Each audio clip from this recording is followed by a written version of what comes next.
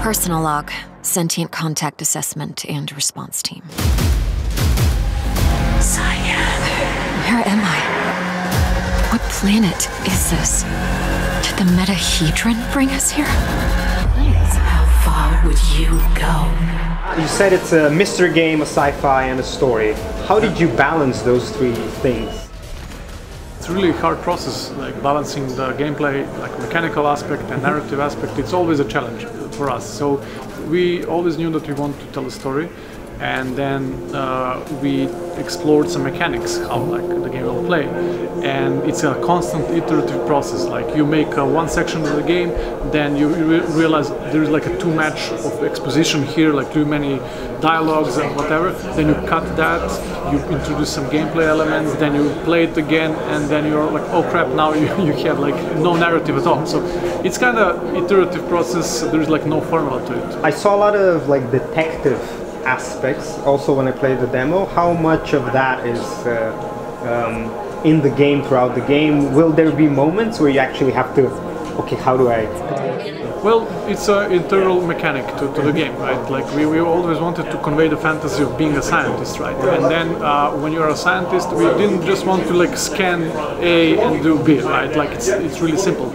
We want to have a mechanic that actually enables the player to kind of interact with the world and conclude stuff. So it's in the game. Like I cannot tell you like how many instances of it, but it's kind of on a regular basis. I mean, it's just integrated into. It will be more of that. Yes. When you play it smart, it's not a hard game. But when you play it dumb, it's a really hard game, right? The best feedback that you can give me as a developer, because that's exactly what we intended. We didn't want to be like a casual game.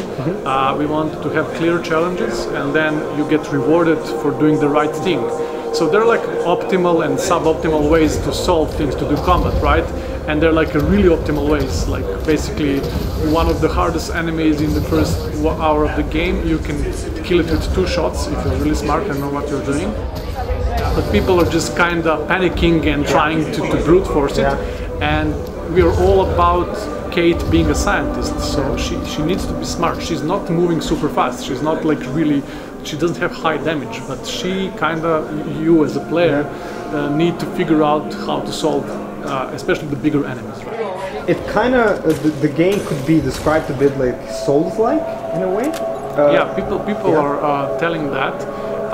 But in my mind, I'm not calling it Souls-like, because Souls-like games, you have certain expectations about them, like they're really hard, and then it's all about repeating stuff.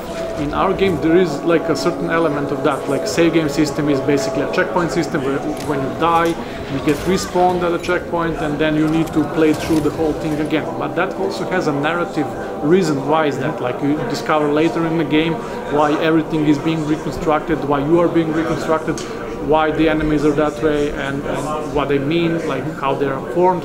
Basically, that served a narrative purpose for us as well as a game system for save game.